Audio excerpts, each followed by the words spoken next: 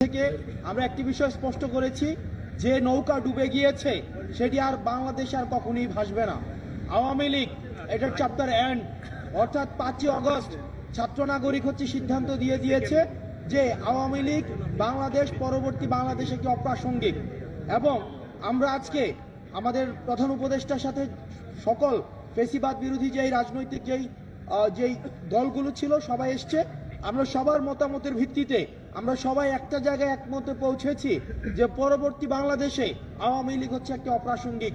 এবং আপনারা দেখেছেন যে বিভিন্ন সময় বিভিন্ন দল যেভাবে মানুষ থেকে হারিয়ে যায়, যেভাবে অপ্রাসঙ্গিক হয়ে যায়, ঠিক একইভাবে আওয়ামী লীগও ঠিক সেভাবে অপ্রাসঙ্গিক হয়েছে। এখন আমরা আহ্বান জানিয়েছি যেন সরকার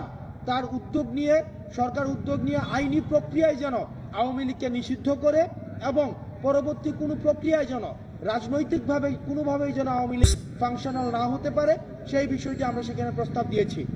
দ্বিতীয়ত, আওয়ামী লীগকে এই যে রাজনৈতিকভাবে এবং আওয়ামী লীগকে নিষিদ্ধ করার প্রথম ধাপ হিসাবে আমরা আজকে যেটি প্রস্তাব করেছি সেটি হচ্ছে আওয়ামী লীগের নিবন্ধন বাতিল করে দেওয়ার। আওয়ামী লীগের নিবন্ধন বাতিল করার মধ্য দিয়ে আওয়ামী লীগকে পলিটিক্যালি ডিসফাংশনাল করা, যেটি আমরা 5ই আগস্ট ছাত্র নাগরিক যেটির জনরায়ের মধ্য দিয়ে সিদ্ধান্ত দিয়েছে সেটির হবে ইনস্টিটিউশনাল রায়। এবং আজকে আমরা এই বিষয়টিতে আমরা মোটাদাকে সকল রাজনৈতিক দলকে আমরা ঐকমত্যের জায়গায় পেয়েছি। এবং আমরা আশাবাদী যে রাজনৈতিক যেই শুদ্ধাচার বা সদাচারের যে সংস্কৃতিটি শুরু হয়েছে আমাদের 24 পরবর্তী বাংলাদেশে সেটি অব্যাহত থাকবে। আমরা এটি বারবার করে বলছি, আমাদের ফেসিবাদ বিরোধী ক্রিয়াশীল যে রাজনৈতিক দলগুলো রয়েছে আমাদের নিজেদের মধ্যে পলিসি নিয়ে আমাদের ডিসকাশন থাকতে পারে, আর্গুমেন্ট থাকতে পারে, আমাদের ডিবেট থাকতে পারে, সেগুলোর সমাধান রাজপথে হবে, সেগুলোর সমাধান সংসদে হবে। কিন্তু আওয়ামী লীগ যে ধরনের ফেসিবাদী যেই ধরনের রাষ্ট্র কাঠামো তৈরি করেছে, যেই ধরনের রাজনৈতিক দলগুলোর মধ্যে যে ধরনের অপশাসনের যেই চর্চা অব্যাহত রেখেছিল সেটিকে আমরা আর বাংলাদেশে ফেরত আনতে চাইনি।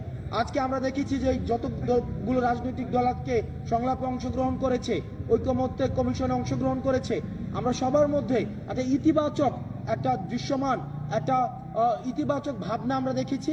রাজনৈতিক দলগুলোর কাছে আমাদের আহ্বান থাকবে, আমরা সেখানেও এটি বলেছি, তারা যেন উদ্যোগ নিয়ে এই চর্চাটি, এই সংস্কৃতি যেন অব্যাহত রাখে। কারণ এই প্রজন্মের কাছে এটি তাদের দায়ভার। কারণ রাজনৈতিক দলগুলো যদি তাদের এই নতুন প্রজন্মের কাছে এই কমিটমেন্টে ব্যর্থ হয় তাহলে আমাদের পরবর্তী রাজনৈতিক যে ভবিষ্যৎ সেটি অন্ধকারে যাবে।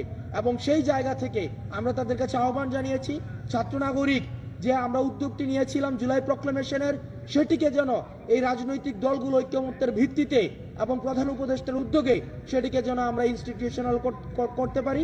এবং আমাদের কাছে আজকে মনে হয়েছে সেটির একটি এক্সটেন্ডেড ভার্সন, সেটি যে জুলাই চার্টার। আমরা জুলাই চার্টার এবং জুলাই প্রক্লেমেশন সেটি আমরা দ্রুততম সময়ের মধ্যে আমরা দৃশ্যমান দেখতে চাই। এবং সর্বশেষে আমরা এই বিষয়টি সেখানে আমরা একমতে পৌঁছেছি যে আওয়ামী লীগ পরবর্তী বাংলাদেশ অপ্রাসঙ্গিক। আপনি যে নিষিদ্ধের ব্যাপারে না নিবন্ধন বাতিলের ব্যাপারে একমত কথা বলছেন? নিষিদ্ধের প্রথম ধাপটাই হলো নিবন্ধন। সব দলকে আজকে একমত হয়েছেন যে আওয়ামী লীগের নিবন্ধন বাতিল ভার্বালি আমরা আচ্ছা আমরা আমাদের জায়গা থেকে কিছু বিষয় স্পষ্ট জানিয়েছি এবং এটা পুরো বাংলাদেশের জন্যই। প্রথম একটি কথা আমাদের জায়গা থেকে আমরা এটা বলে এসেছি যে ছাত্রদের নেতৃত্বে ছাত্র জনতার এই যে একটা অভ্যুত্থান হয়েছে, এই অভ্যুত্থানে এই তরুণ প্রজন্ম তাদের জায়গা থেকে সামনে সারিতে নেতৃত্ব দিয়ে একটা দায়িত্ব পালন করেছে।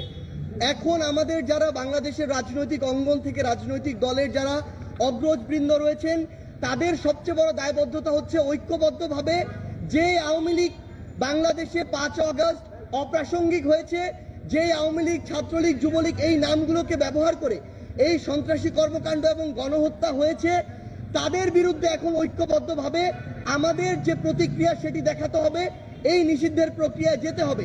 এক্ষেত্রে তারা যদি তাদের নেতৃত্ব না দিতে পারে, এই দায়বদ্ধতা এই তরুণ প্রজন্মের কাছে তাদেরকে আগামী পুরো যে সামনের দিনগুলো রয়েছে যুগের পর যুগ এই দায়বদ্ধতা তাদেরকে বহন করতে হবে। এবং আমরা আমাদের জায়গা থেকে আরেকটা জিনিস স্পষ্ট করে বলেছি, আমরা দেখতে পাচ্ছি পুরো বাংলাদেশে যখন অপারেশন ডেভিল হান্ট হচ্ছে কিংবা যারা আমাদের শহীদ ভাইরা রয়েছেন, আহতরা রয়েছেন, তাদের মামলার সাপেক্ষে যে বিভিন্ন গ্রেপ্তার হচ্ছে, বিভিন্ন বিচারিক প্রক্রিয়া হচ্ছে, এই জায়গায় বিভিন্ন রেফারেন্সে যেখানে বাংলাদেশের বর্তমানে ফ্যাসিস্ট বিরোধী আন্দোলনে ছিল, কিন্তু বিভিন্ন রাজনৈতিক দলকে যারা করছে তারা বিভিন্ন প্রত্যক্ষ পরোক্ষভাবে রেফারেন্স করছে। এই রেফারেন্সের মাধ্যমে বিভিন্ন বিচারকও হয় তারা ফ্যাসিস্টের দোষর ছিল কিংবা বর্তমানে বিভিন্নভাবে প্রভাবিত হচ্ছে হয়ে রায় দিয়ে এই বিভিন্ন সন্ত্রাসী যারা হামলার সাথে জড়িত ছিল তাদেরকে বিভিন্নভাবে জামিন দেওয়ার ব্যবস্থা করছে, তাদেরকে বিভিন্নভাবে আশ্রয় দিচ্ছে।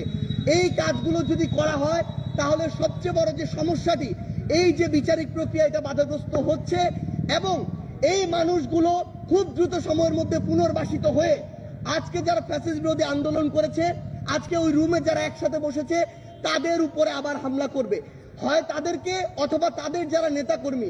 আমাদের বাংলাদেশে একটা ট্রেডিশন হচ্ছে নেতারা খুনি হাসিনার মতো খুব দ্রুত সেফ এক্সিটটা পেয়ে যায়, কিন্তু এই যে বাংলাদেশে এই অভ্যুত্থানে রাজপথে এমন যারা আন্দোলনে ছিল আপনারা সহ এই ছাত্র জনতা, তাদেরকে কিন্তু ওই খুনি হাসিনা এবং তার দোষরা ছাড়বে না। সেই জায়গায় আমরা প্রত্যক্ষ এবং পরোক্ষ কোনো ধরনের নেগোসিয়েশনের চিহ্ন দেখতে চাই না। যারা দোষী, যারা খুনি, যারা খুনিদের দোষর, তারা যেই দলের যেই মতেরই হোক না কেন তাদের শাস্তি হতে হবে এবং এই বিচারিক প্রক্রিয়ায় কোনো ধরনের আমরা হস্তক্ষেপ প্রত্যাশা করি না, এটা আমরা আমাদের জায়গা থেকে স্পষ্ট করে দিয়েছি। এবং এমন যদি কোনো কিছু দেখি তাহলে আমরা আমাদের জায়গা থেকে জাতীয় নাগরিক কমিটি বলেন আর বৈষম্য বিরোধী ছাত্র আন্দোলন বলেন, আমরা ঐক্যবদ্ধভাবে আবারও হয় ওই ব্যক্তি কিংবা ওই প্ল্যাটফর্ম তাদের নামে আমাদের যে আবার প্রতিবাদ সেটি আমাদের জায়গা থেকে শুরু হবে। কারণ এই অভ্যুত্থান পরবর্তী সময়ে আমাদের সবচেয়ে বড় প্রথম এবং প্রধান দায়বদ্ধতা হচ্ছে ওই খুনিদের বিচার করা, এটা আমরা আমাদের জায়গা থেকে স্পষ্ট জানিয়ে দিয়েছি।